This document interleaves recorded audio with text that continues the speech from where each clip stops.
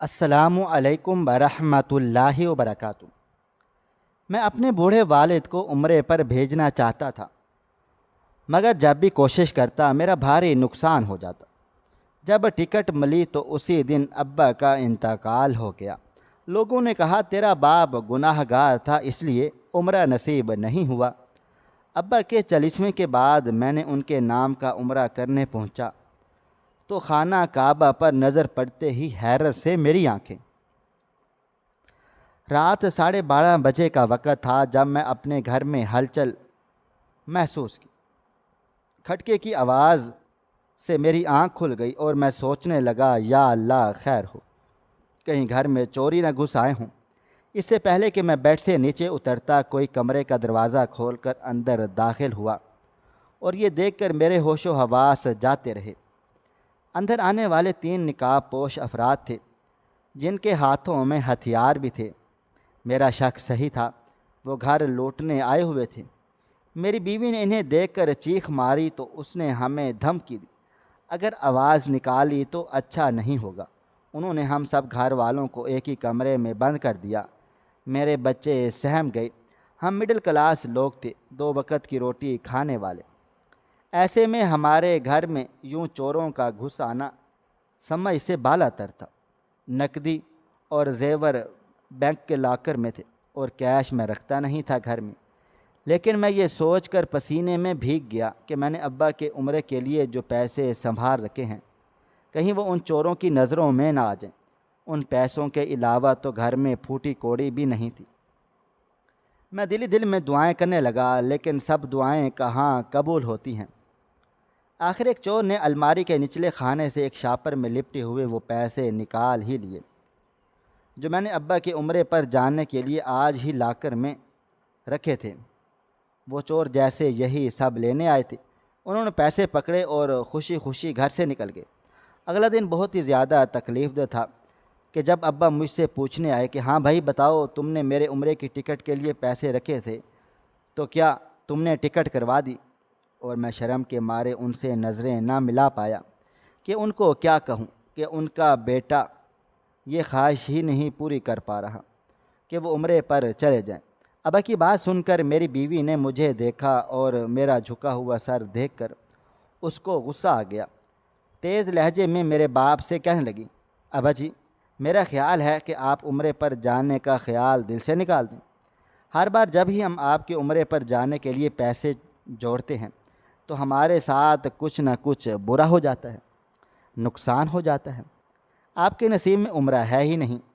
میں نے گھبرا کر اسے دیکھا اور اسے چپ کروانا چاہا، لیکن اس بھلی مانس نے غصے میں آ کر ابا کو وہ سب بتا دیا جو میں ہرگز نہیں بتا کر انہیں پریشان نہیں کرنا چاہتا تھا۔ ابا چونک گئے اور مجھ سے معاملہ دریافت کیا تو میں نے انہیں سب بتا دیا کہ کیسے میں نے کمیٹی کے پہلے لے کر ان کے عمرے پر جانے کے لیے پیسے اکٹھے کیے تھے کہ کل ہی جا کر ٹکٹ بک کروا لوں گا، لیکن جانے کس نے مخبری کر دی اور چور آ کر وہ پیسے لے کر چلے گئے۔ ابا نے میرے کندھے پر ہاتھ رکھا اور کہا، کوئی بات نہیں بیٹا، پریشان مت ہو، اللہ تعالیٰ کوئی نہ کوئی سبب ضرور بنا دے گا۔ میں نے اپنے باپ کو یوں ہی اداس واپس جاتے دیکھا تو میرے دل کو کچھ ہوا۔ میرے باپ نے ساری زندگی محنت مزدوری کر کے مجھے پڑھایا لکھایا تھا۔ اماں کے چلے جانے کے بعد انہوں نے مجھے ماں اور باپ دونوں بن کر پالا پوسا۔ میں اکلوتا تھا، اس وجہ سے انہوں نے میرے بے حد لاڈ بھی اٹھائے۔ اپنی حیثیت سے بڑھ کر مجھے اچھا کھلایا پلایا اور تعلیم دلوائی۔ میری خواہش تو یہی تھی کہ میں پڑھ لکھ کر کوئی بڑا افسر بن جاؤں اور اپنے باپ کا فخر بنوں، مگر میری بری قسمت کہ مجھے کوئی سرکاری نوکری نہیں ملی۔ کئی سال میں کوششیں کرتا رہا، ادھر ادھر نوکری کے لیے دھکے کھاتا رہا، لیکن میری قسمت میں بینک میں جاب لکھی تھی، سو مجھے وہی کرنی پڑی۔ جس دن میری پہلی تنخواہ ملی تو میں بہت زیادہ خوش تھا۔ میں نے اپنی ساری تنخواہ لا کر اپنے باپ کے ہاتھ پر رکھی۔ انہوں نے میرے پیسے مجھے واپس لوٹاتے ہوئے کہا، بیٹا، یہ پیسے تمہاری محنت کی کمائی کے ہیں، تم ہی رکھو۔ میں نے آج تک تم سے کبھی کوئی خواہش نہیں کی، میں بس یہ چاہتا ہوں کہ میں عمرہ کروں۔ اگر تم یہ میری خواہش پوری کر دو گے تو میں تمہارا بہت شکر گزار رہوں گا۔ اس وقت میری شادی نہیں ہوئی تھی اور میں نے سوچا یہ کون سی بڑی بات ہے، اپنے 2-3 تنخواہیں جمع کروں گا تو ویزا لگ جائے گا اور ایک اور تنخواہ کی ٹکٹ آ جائے گی۔ میں نے کچھ مہینے بچت کی اور اتنے پیسے جمع ہو گئے کہ ابا کے عمرے کے لیے وہ کافی تھے۔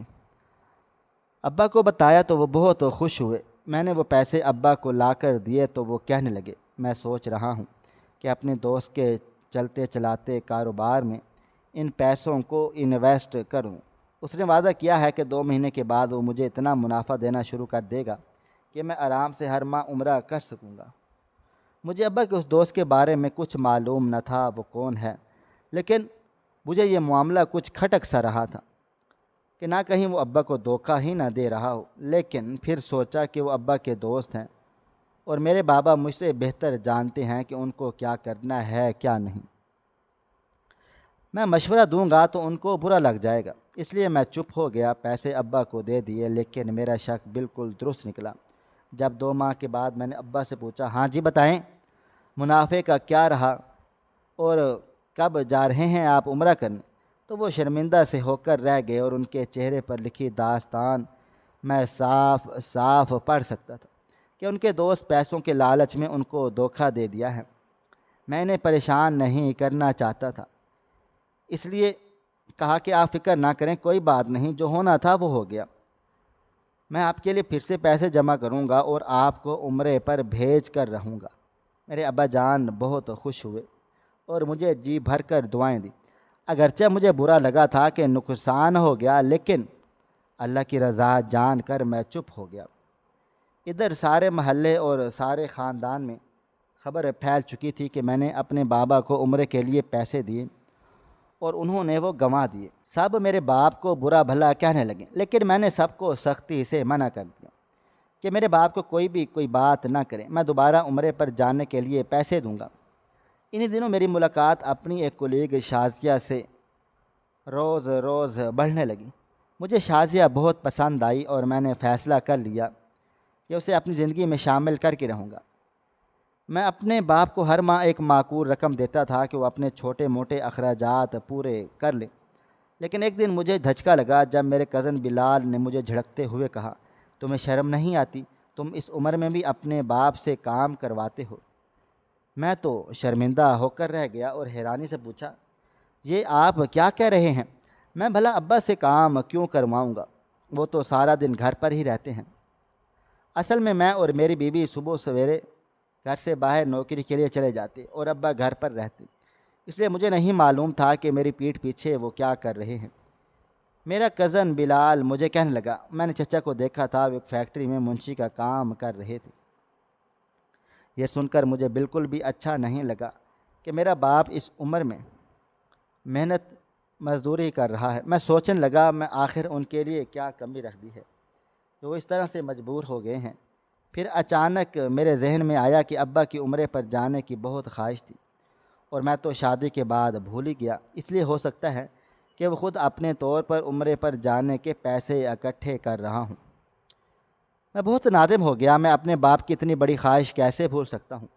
خیر مجھے اتنا مسئلہ نہ تھا کیونکہ اب میری بیوی بھی کماتی تھی، لیکن پھر بھی جس طرح مہنگائی ہو گئی تھی، عمرے کے لیے اچھے خاصے پیسے نکالنا ناممکن نہیں تو مشکل ضرور تھا، لیکن میں نے بھی یہ ٹھان لیا کہ یہ کر کے رہوں گا۔ آخر بڑی مشکلوں سے بچت کی اور دوسری بار ابا کے لیے پیسے اکٹھے کیے۔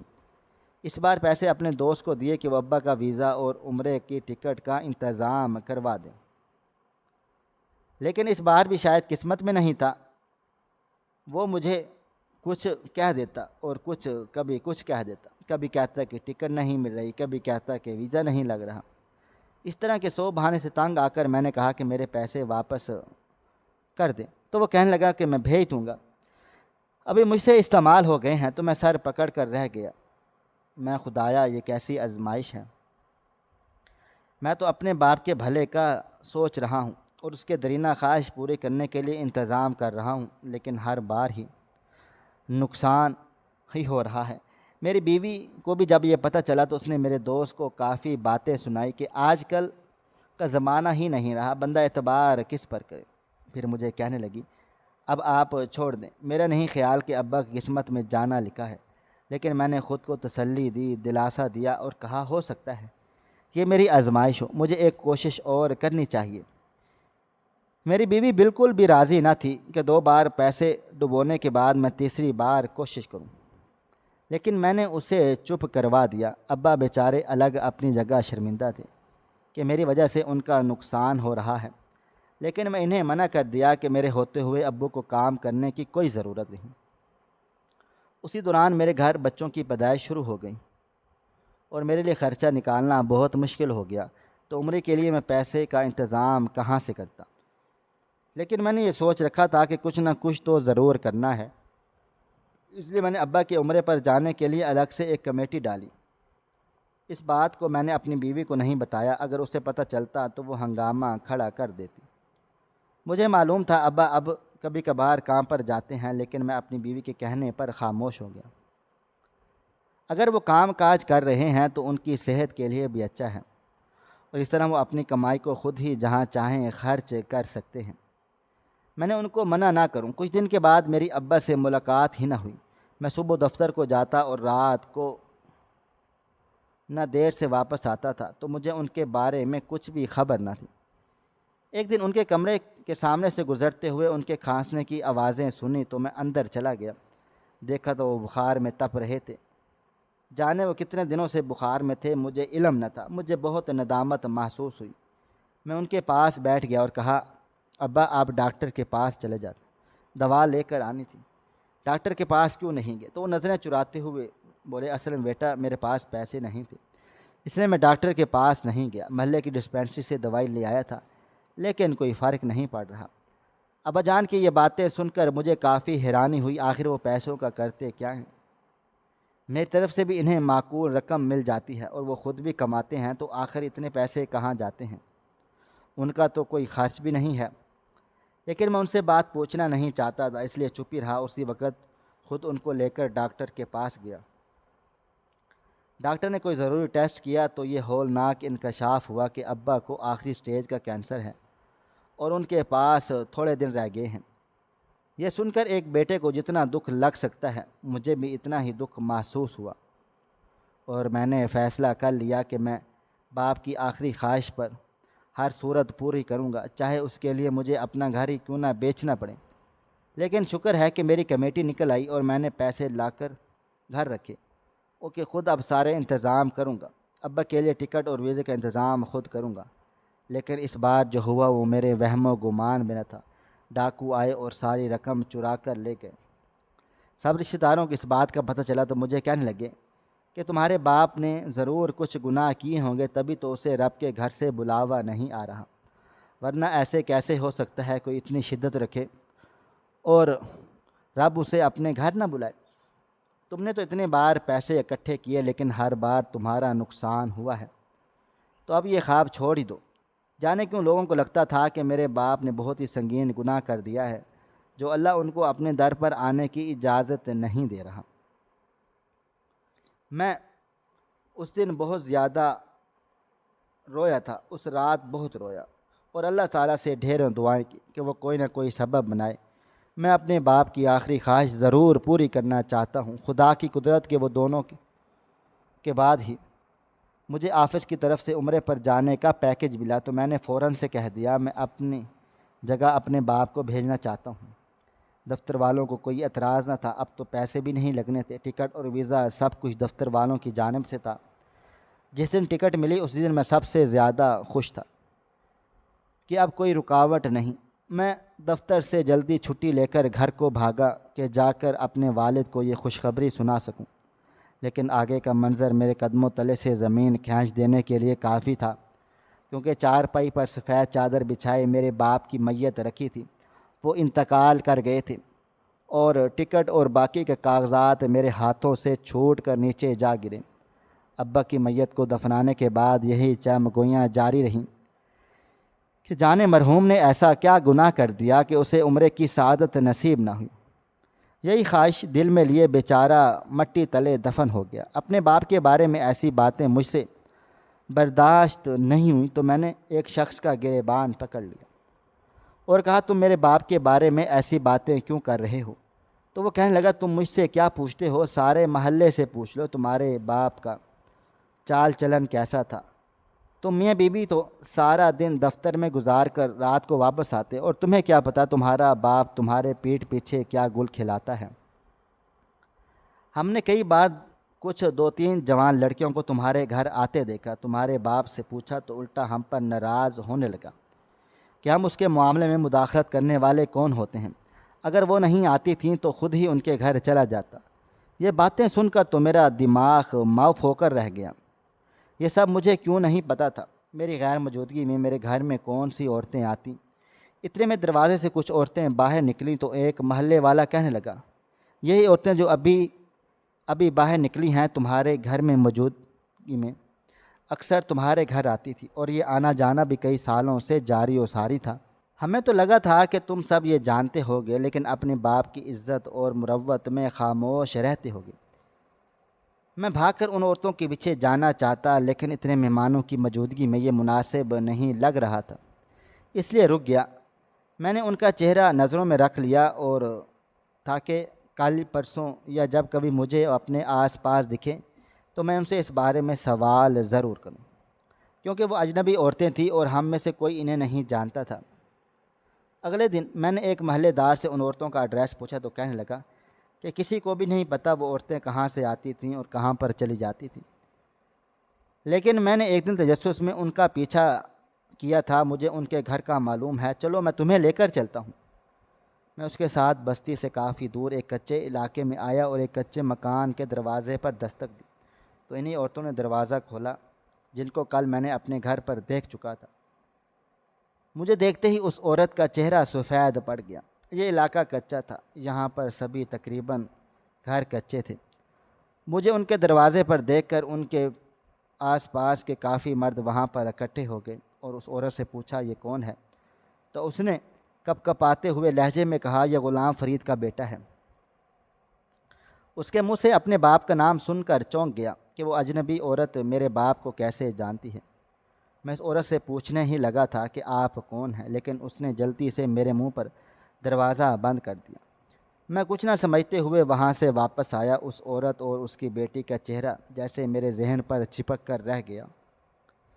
میرے دل کو سکون نہیں مل رہا تھا، کبھی کچھ خیال آ رہے تھے تو کبھی کچھ، لیکن میں اپنے محروم باپ کے بارے میں غلط نہ سوچ سکتا اور نہ ہی سن سکتا۔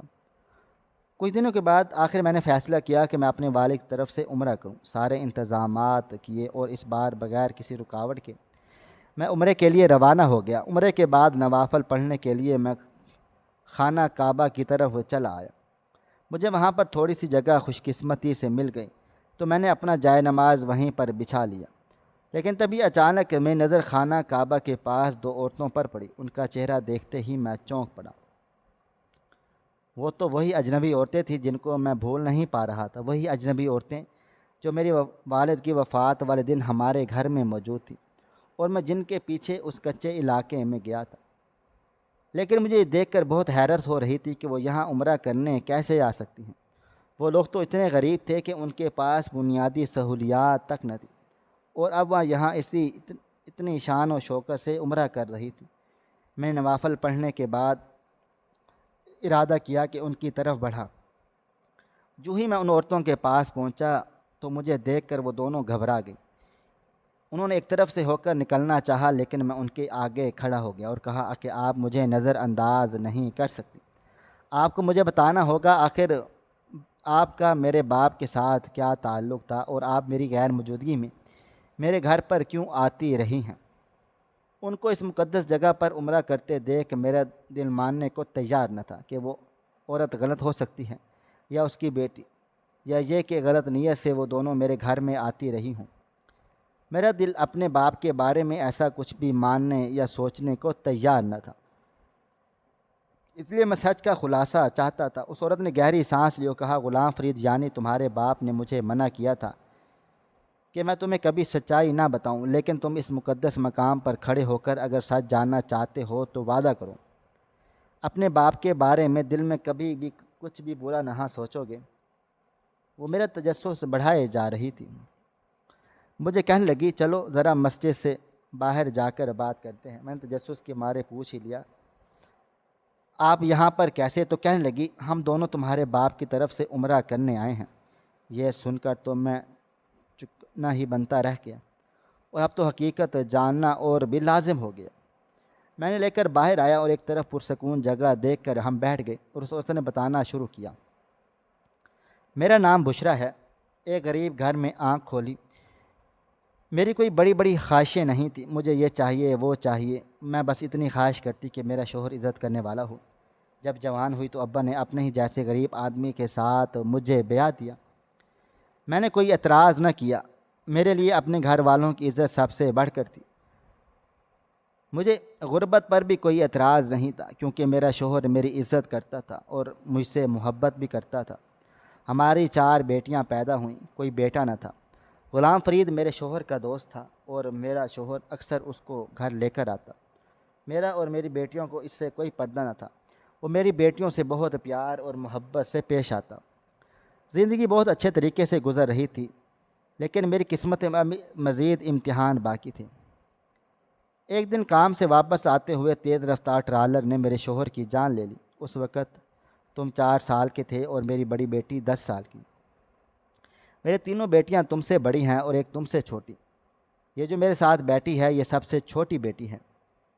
میرے شوہر کی تعزیت کرنے تمہاری ماں اور تمہارا باپ اور ماں دونوں چلے آئے تھے، لیکن ظاہر ہے میرے غم کا دعویٰ ممکن نہ تھا۔ تمہارے باپ نے مجھے تسلی دی کہ وہ اپنے دوست کی بیٹیوں کا پورا خیال رکھیں گے۔ کچھ سال تک وہ اپنی آمدنی کا ایک مخصوص حصہ ہر ماہ باقاعدگی سے ہمیں پہنچاتے رہے۔ میرے گھر کا نظام چلنے لگا، لیکن میرے آس پاس اور رشتہ داروں کو یہ بات ناگوار گزرتی۔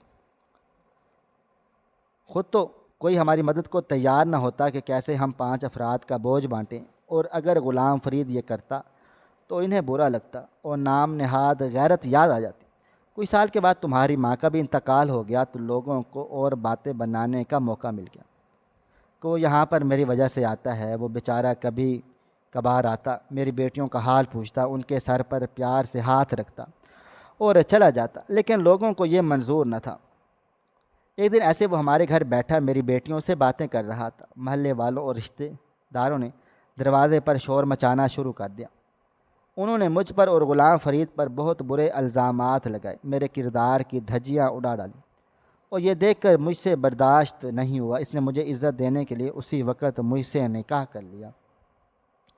تب شاید تمہاری عمر 14 برس کی تھی۔ میں تمہارے باپ نے کہا میرا دل تو یہی چاہتا ہے کہ میں تم سب کو اپنے گھر لے جاؤں، لیکن میں اپنے بیٹے کو اس شادی کی خبر سے آگاہ نہیں کر سکتا۔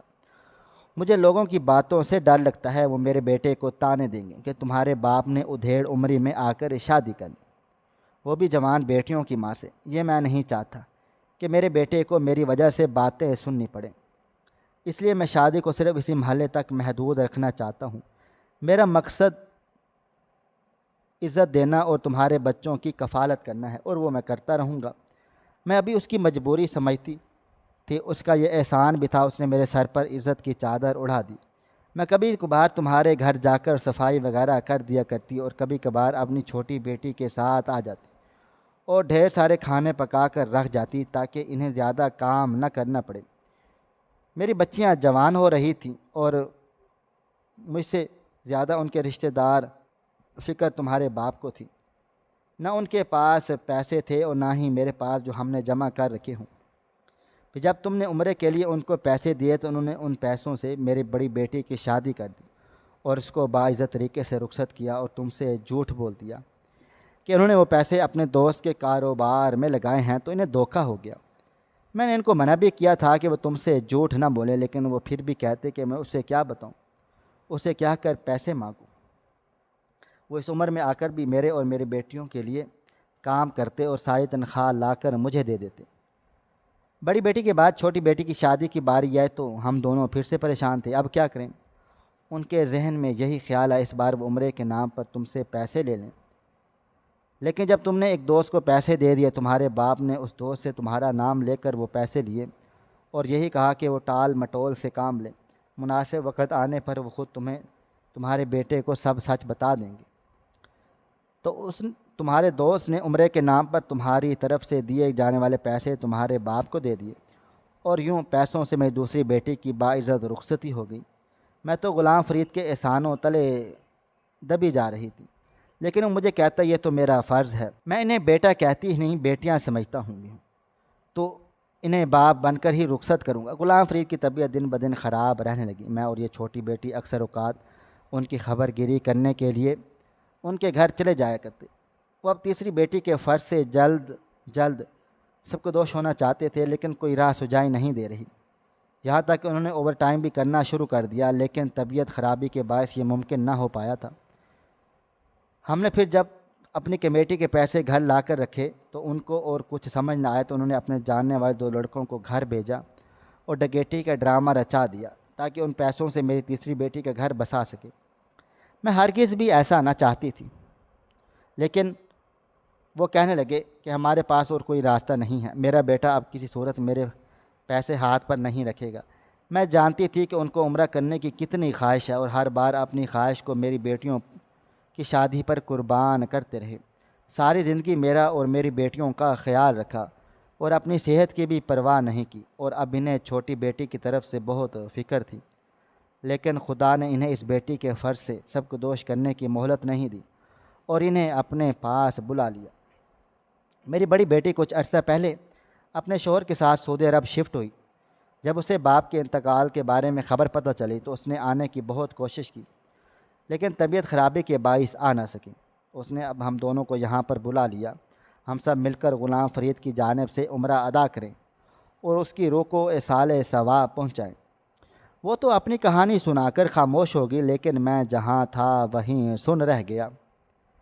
میرا باپ اتنا عظیم انسان تھا کہ ساری عمر انتہائی خاموشی کے ساتھ یتیم بچوں کی کفالت کر کے انہیں باپ کا پیار دیتا رہا، اور میں انہیں سمجھ ہی نہ سکا۔ مجھے تکلیف نہ ہو تو لوگ مجھے تانے نہ دیں، اس لیے مجھ سے چھپا لیا۔ انہوں نے کبھی مجھ سے پیسوں کے لیے پریشان نہ کیا، اور انہوں نے جو بھی کیا وہ ان کی مجبوری تھی۔ ہم سب مل کر ان کی طرف سے عمرہ ادا کیا۔ واپس آ کر میں نے ان ماں بیٹی کو اپنے گھر لے آیا۔ ساری عمر میرے باپ نے جو فرض ادا کیے، اب میری باری ہے۔ میں نے سب سے چھوٹی بیٹی کی شادی اپنے بل بوتے پر کی اور اس کی باقی بہنوں کو بھی بلایا۔ ان سب کو ایک بھائی کا پیار اور آسرا ملا تو وہ رونے لگیں، اور مجھ سے ایک ساتھ اتنی ساری بہنیں مل گئیں۔ میں بہت خوش تھا۔ بہن کی رخصتی کے بعد اماں ہمارے ساتھ رہنے لگیں۔ میرے بچوں کو دادی مل گئی، اور وہ تو ہم سے بھی زیادہ خوش تھے۔ رہ گئے وہ لوگ جو میرے باپ کو باتیں کرتے تھے، تو وہ انہیں میرے باپ کی حقیقت پتہ چلی تو میرے گھر پر آ کر مجھ سے معافیاں مانگ کر چلے گئے کہ انہوں نے ایک عظیم شخص کے اوپر اتنے بہتان لگائے۔ زندگی میں اب سب کچھ ہے، ماں ہے، بہنیں، بچے، مالی آسودگی سب ہے، لیکن بے سکونی بھی ساتھ ہے، اور یہ بے سکونی اور بے چینی تو اب زندگی بھر کا حصہ ہے، کیونکہ باپ کی یاد ہر وقت آتی ہے۔ آپ سے التماس ہے کہ آپ میرے باپ کی مغفرت کے لیے لازمی دعا کریں، اور آپ کو میری یہ کہانی کیسی لگی کومنٹ باکس میں اپنی رائے سے ضرور آگاہ کریں، اور مزید اس طرح کے سبق آموز کہانیاں سننے کے لیے ہماری ویڈیوز کو لائک کریں، شیئر کریں، اور ہمارے چینل کو سبسکرائب ضرور کریں۔ شکریہ۔ اللہ حافظ۔